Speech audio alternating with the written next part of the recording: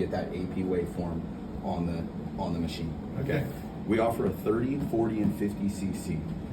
I know that McKay users use a lot of 50 cc. I'm going to tell you why using a 40 of our flavor is going to benefit you here. All right. Okay. Most important thing, when we open up the box, you get all of this kind of paperwork on the side, and then this is what it sounds like based off past calls. People are grabbing this and putting it all off to the side. The most important part of the puzzle is the helium tubing that connects our catheter to your pump. Okay. So make sure that you grab that and set that aside here. Insertion tray will always come on top. It lists all the contents and sizing. So if the doc wants to know what the sheet size is, it's all listed right there. So you don't necessarily have to remember the sizing. We offer 2 sheaths. One of these sheaths has a side port for blood draw after the fact. Your current McKay catheters do not have 2 options. They just have the one without. Stick with that one if you can. Let's not try to confuse people down the road. Okay. Everything else is just, you got your dilator, needle, scalpel, and then you have 2 guide wires. These are 025 by 175 centimeters. Okay. They're both exactly the same, just in case you drop them. Okay. If the doc is using an 035 to establish access, tortuous anatomy, or something like that, you've got to go back to the 025.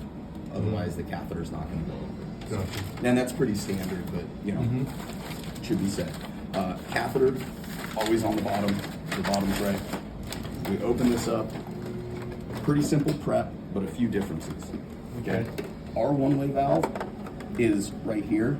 It's not on this right here. So when we put this on here, like that, you pull negative, that's all you need to do, and you can take that off. This will trap everything in there and keep this nice and tight. I always say keep the stylet in so that you're maintaining the integrity of the central lumen. Don't flush in the tray. If you pull this out, you know, sometimes we double back in the cath lab with like guide wires. I don't want you to crack the central lumen. So that's why I want this to stay in, and then you're gonna remove this all the way. Okay. All right, this doesn't have a sleeve on it. This will stay nice and tight. That's what this one-way valve is doing for you.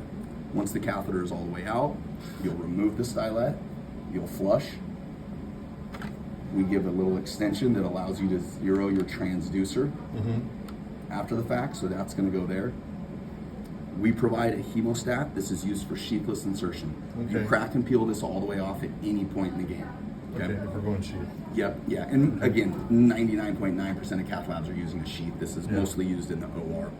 Okay, so once we're prepared to go up over the guide wire, through the sheath into the patient, and we're ready to go, at that point, we will remove our one-way valve. Again, this is helium tubing to our pump. Got it. So most people are grabbing this going, hey, this doesn't connect to our pump. This goes in the trash. We're gonna use this right here. Okay. Okay, and you can see that that connection Slip tip. fits right here. Yep, and this one is the slip tip for that. All right. Now, remember, we offer transducer tubing in our package. You also have transducer tubing in your Edwards pressure bag kits. Since you are not using fiber optic, your transducer is your timing. Don't use both of those lines because that is slowing down the signal for therapy. Yeah. Just use one of them. 8 feet? It's whatever it is. I mean, this is the same size as what you have in there, and so that's kind of what they're rated for timing wise. Okay. But sometimes we see people using 2 when they're using a fiber optic because really it's just a backup and they want it for length to move the patient from one bed to the other. Not a big deal because the fiber optic's the timing. Right. But Since this is the timing, right. you got to be a little bit more careful with it. So, just a little bit of a heads up on that. Okay. So, that's it. This is the most important part. Did we double check to make sure it does go in on our machine? It goes in. Okay, Yeah. good. Even says datascope on the back. Yeah, so this is designed for it. When you push it in, give it a little quarter turn, right? Because that slip tip isn't, to us, that doesn't work good. Ours sticks in and stays in. It's got 2 little rings. Now, when I said use a 40 over a 50, when we did our testing, and this is for 30 cc and 40 cc sizes, this is 86 inches long here. This is what you're used to, same size.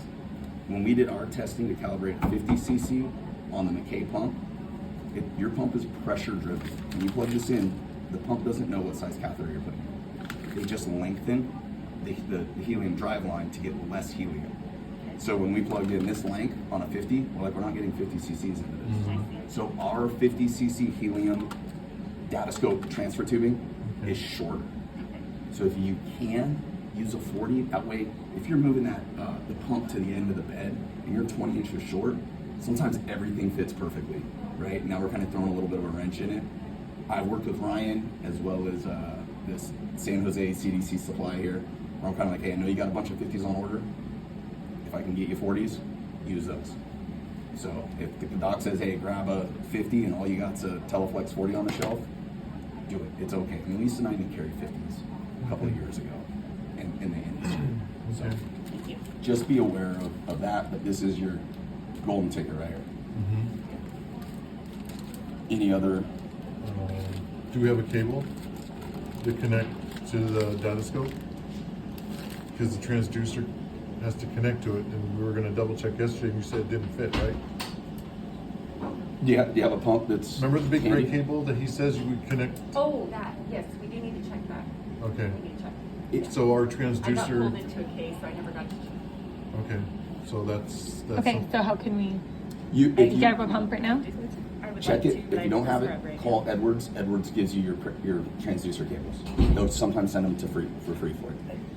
Sorry, yes.